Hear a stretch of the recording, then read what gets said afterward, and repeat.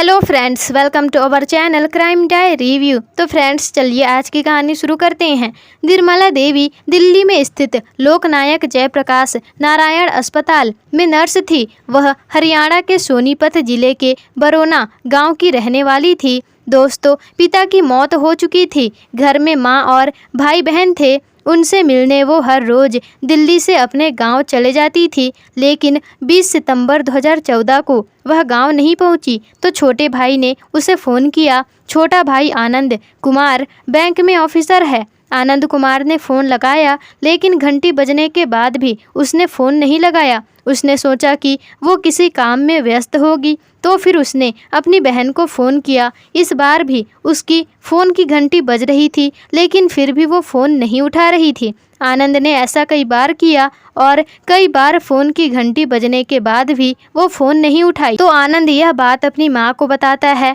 बेटी फ़ोन क्यों नहीं उठा रही है, यह सोचकर माँ भी परेशान हो गई। शाम तक निर्मला के बारे में जानकारी नहीं मिलने पर घर के सभी लोग चिंतित हो गए। निर्मला जहाँ पर जयप्रकाश नारायण अस्पताल के परिसर में बनी फ्लैट में ही रहती थी, तो आनंद ने वो फ्लैट देखा ही था, तो वो उसे देखने के लिए वहां पहुंच गया और वह तीसरी मंजिल में 108 नंबर के फ्लैट में रहती थी। तो जब आनंद ने उसके घर पर जाकर देखा तो उसका दरवाज़ा बाहर से बंद था और इस तरह वह कुंडी लगाकर कहाँ चले गई है, यह बुदबुदाने लगे। जब वो दाखिल होते हैं अंदर तो देखते हैं कि बल्ब जल रहा था और कूलर भी चल ही रहा था। वहाँ पर निर्मला नहीं दिखी, लेकिन घर का सामान पूरा बिखरा पड़ा हुआ था। इसे देखकर आनंद बेचैन हो गया और फिर बालकनी में चला गया। निर्मला वहाँ भी नहीं दिखी और फिर बाथरूम की तरफ आगे बढ़ा तो वहाँ पर उन्होंने देखा कि वहाँ बहुत अंधेरा था। तो उसने अपने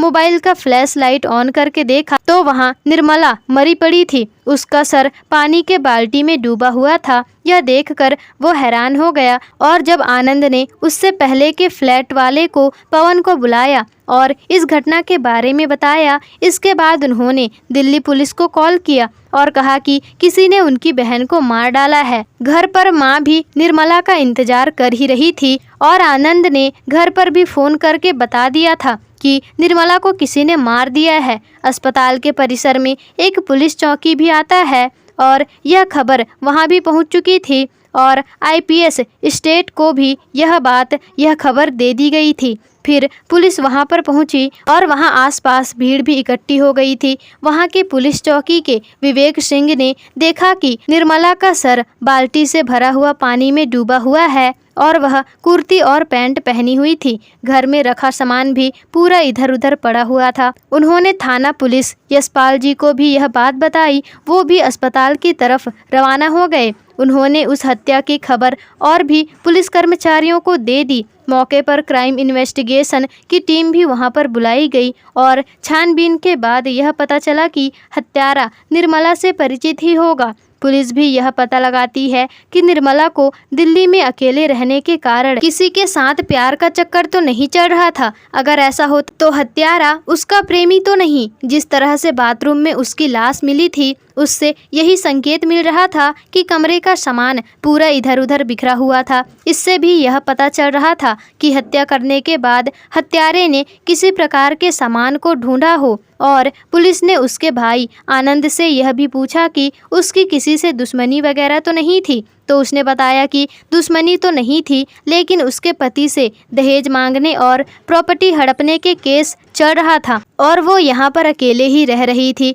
और फिर उसका पंचनामा तैयार करने के बाद पुलिस उसे पोस्टमार्टम के लिए भेज देती है। और फिर इस घटना के बाद अन्य फ्लैटों में रह रही नर्सों में भी भय का खौफ हो गया और इस केस को सुलझाने के लिए एसीपी ने एक टीम बनाई। तो फिर इस केस की ओर बढ़ने पर वह पहले उनके घर में ही पूछताछ करते हैं। तो यह पता चलता है कि वह 2004 में ही अपने पति से दूर रह रही थी। उनके 14 साल का एक बेटा भी था, तो वह पिता के साथ ही रहता था। यह भी पता चला कि उसके जीवन में जब कुछ उथल पुथल हो रहा था, जिस जगह पर वह ड्यूटी करती थी, और वहां पर भी पता चला कि 18 और 19 सितंबर को वह अपने ड्यूटी पर भी नहीं आई थी। और उनके साथ काम करने वालों ने भी बताया कि उसका व्यवहार सामान्य था और वो किसी से ज़्यादा मतलब नहीं रखती थी। और अपने घर का दरवाज़ा अक्सर बंद ही रखती थी। निर्मला के लाश में कुर्ती के अलावा सिर्फ पैंट ही थी। या तो वो किसी महिला और अपने पति के साथ ही ऐसी रह सकती है। हो सकता है कि दोनों में किसी बात को लेकर तकरार हुई होगी और बाद में जब वो नहाने गई होगी तो उसके साथी ने उसकी हत्या कर दी होगी। पुलिस प्रेम प्रसंग और प्रॉपर्टी हड़पने के बारे में भी जानकारी हासिल कर लेती है और निर्मला ने कुछ पैसे इकट्ठे करके दिल्ली के बाहर नवेला क्षेत्र में एक फ्लैट भी खरीदा था, जिसकी कीमत अब काफ़ी बढ़ चुकी थी। इसलिए ये भी अनुमान लगाया जा रहा था कि किसी ने प्रॉपर्टी हड़पने के लिए उसे मार दिया हो। निर्मला के पति मेहरूलाल सोनीपत के अंतर्गत जिले में ही रहता था। यह काम उसके पति का तो नहीं, पुलिस को यह शक हुआ और यह जानने के लिए पुलिस ने मेहरूलाल को थाने में बुलाकर पूछताछ किया तो उसने कहा कि सन 2004 से उसका और मेरा कोई भी वास्ता नहीं है। वो क्या करती है, कहाँ रहती है, इसका मुझे कुछ भी अता पता नहीं है। उसकी हत्या के बारे में भी मुझे कोई भी जानकारी नहीं थी। निर्मला के पड़ोसियों से पूछताछ करने पर यह पता चला कि उसके घर पर कोई आता था। वह वकीलों की तरह काला कोट पहनकर आता था। निर्मला यहाँ पर 7-8 महीने पहले ही आई थी। यहाँ आने से पहले वो अस्पताल के मुस्कान हॉस्टल में ही रहती थी। वहाँ पर भी पूछने से यह पता चला कि निर्मला से मिलने के लिए एक वकील आता था। वह वकील कौन है, कहाँ से आता था, यह किसी को नहीं पता था। इसके बारे में पुलिस ने आनंद से भी पूछताछ किया तो उसे भी इसके बारे में कुछ भी पता नहीं था। और फिर 2 दिन बीत चुके थे, कोई भी सबूत नहीं मिल रहा था जिससे हत्यारे तक पहुंचा जा सके। और फिर निर्मला के कॉल डिटेल्स निकलवाया जाता है तो यह पता चला कि उसमें एक ऐसा नंबर मिला जिसमें उसकी लंबे लंबे समय तक बातें होती रहती थी। जाहिर है वो उसका कोई नज़दीकी शख्स ही होगा, तभी तो वह उससे इतनी देर देर तक बातें करती थी। पुलिस ने इसका पता करवाया तो वह फ़ोन नंबर सोनीपत जिले के ही साधना रोड के निवासी विश्व बंधु का था। और पुलिस ने इसके बारे में पता किया तो पता चला कि वह एक वकील है। तो फिर पुलिस को शक हुआ कि वह जो निर्मला से मिलने के लिए वकील आता था वो कहीं विश्व बंधु तो ही नहीं। क्योंकि विश्व बंधु एक वकील था तो पुलिस उसे बिना किसी सबूत के गिरफ्त करने के लिए कतरा रही थी। फिर उसे 25 सितंबर को हिरासत में ले लिया जाता है पूरी जानकारी के साथ। तो फिर पुलिस ने उसे कॉल डिटेल्स दिखाए तो विश्व बंधु कहता है कि उसके पति के साथ चल रहे केस को मैं ही देख रहा था, तो इसी बारे में हमारी बातें होती थी। तो पुलिस कहते हैं कि जितनी देर तुम्हारी बातें होती थी मुझे नहीं लगता कि तुम केस के बारे में बात करते थे। तो चलो हमने मान लिया तुम उसके केस के सिलसिले में ही बात करते थे, तो तुम्हारे और भी तो क्लाइंट्स हैं, तो तुम उनसे भी इतनी देर देर तक बातें करते हो क्या। तो उनसे कहा कि निर्मला कभी कभी ज़्यादा नर्वस होने के कारण अपनी परेशानी कभी कभी मुझे बता देती थी। इंस्पेक्टर साहब, इससे ज़्यादा मेरा कोई भी उसके साथ संबंध नहीं था। आप मुझे बेवजह इस केस में घसीट रहे हो। तभी पुलिस कहती है कि ऐसी कोई तो वजह होगी कि जिसके कारण तुम उसके घर जाते थे और रुकते भी थे। हमें तुम्हारे बारे में काफ़ी जानकारी मिल चुकी है, तो तुम हमसे झूठ बोलो ही मत। 17 सितंबर को तुम्हारी आखिरी बार उससे बात हुई थी, उसके बाद उसकी बात किसी से नहीं हुई, तो बेहतर यही होगा कि तुम खुद ही सच बता दो। तो फिर वह खामोश हो गया और यशपाल सिंह से परमिशन लेकर सिगरेट पीने लगा। और फिर थाने के लोग उसकी बॉडी लैंग्वेज को देखकर समझ गए और फिर कुछ देर के बाद वो खुद ही स्वीकार कर लेता है कि निर्मला की हत्या उसी ने ही की थी। और फिर वह अपनी कहानी को बताता है। निर्मला देवी हरियाणा की रहने वाली थी और बताया जाता है कि वो अपनी 7 बहनों में से मझली थी और उनके बहनों के बीच एक ही भाई था, आनंद कुमार। चंद्र कुमार उनके पिता वो गांव में ही रहते थे, लेकिन उनकी सोच गांव से थोड़ी अलग थी। उसी सोच की बदौलत वो अपने बच्चों को अच्छी शिक्षा दिलाए और फिर 1994 में उसकी हॉस्पिटल में नर्स की जॉब लगती है और फिर उसके भाई की नौकरी भी लग जाती है और फिर वो मुस्कान हॉस्टल में ही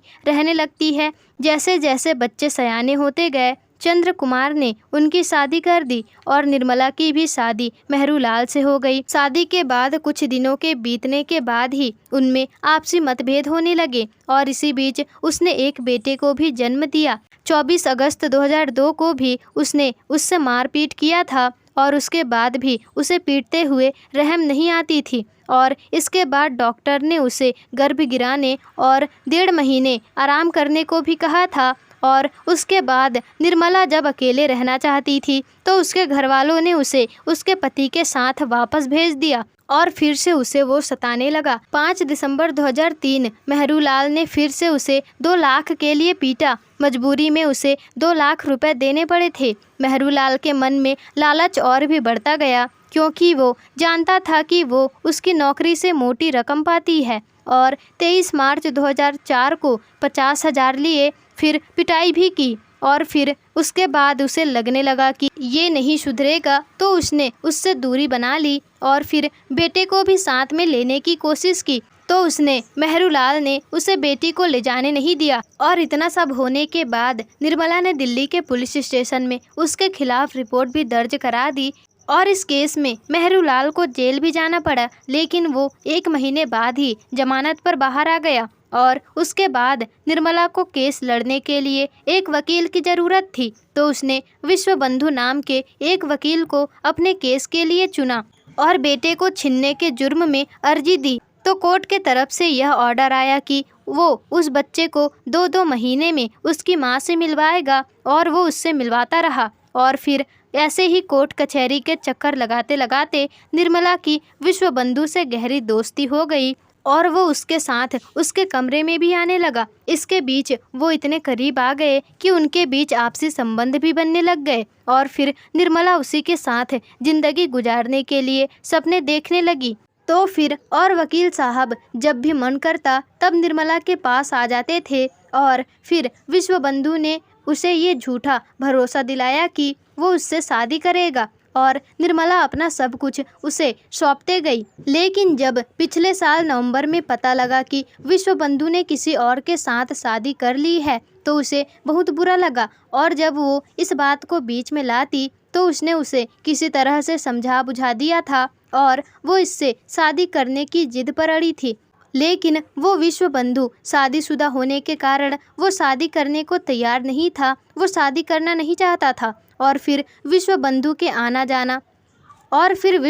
ने आना जाना कम भी कर दिया। और फिर इसके बाद निर्मला उसे धमकी देती है कि तुम अगर पहले की तरह मेरे पास नहीं आओगे या दूरी बनाने की कोशिश करोगे तो मैं तुम पर बलात्कार का केस दर्ज करा दूंगी। निर्मला विश्वबंधु को धमकी देती है यह। जब भी वो उसके पास जाता तो वो शादी का दबाव बनाती और वो परेशान हो गया था तो उसने एक खौफनाक योजना बना ली और 17 सितंबर को फ़ोन लगाकर कहता है कि वो उसके पास रात में उसके कमरे में आएगा और फिर रात होने के बाद वह वहाँ जाता है और फिर वो लोग पहले तो मौज मस्ती करते हैं और उसके बाद फिर वो निर्मला कुर्ता और पैंट पहने ही नहाने चली जाती है।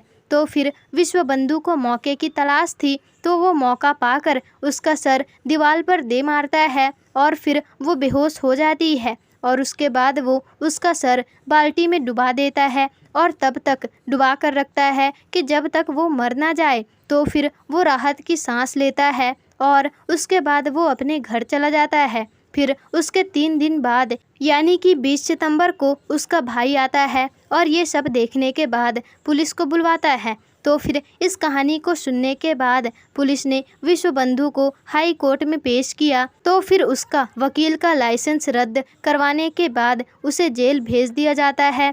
तो दोस्तों आज की कहानी कैसे लगी हमें कमेंट में आप ज़रूर बताइएगा और इस कहानी के बारे में आपकी क्या राय है यह भी हमें कमेंट करके ज़रूर बताइएगा। दोस्तों क्या उसने निर्मला को मारकर सही किया या गलत किया?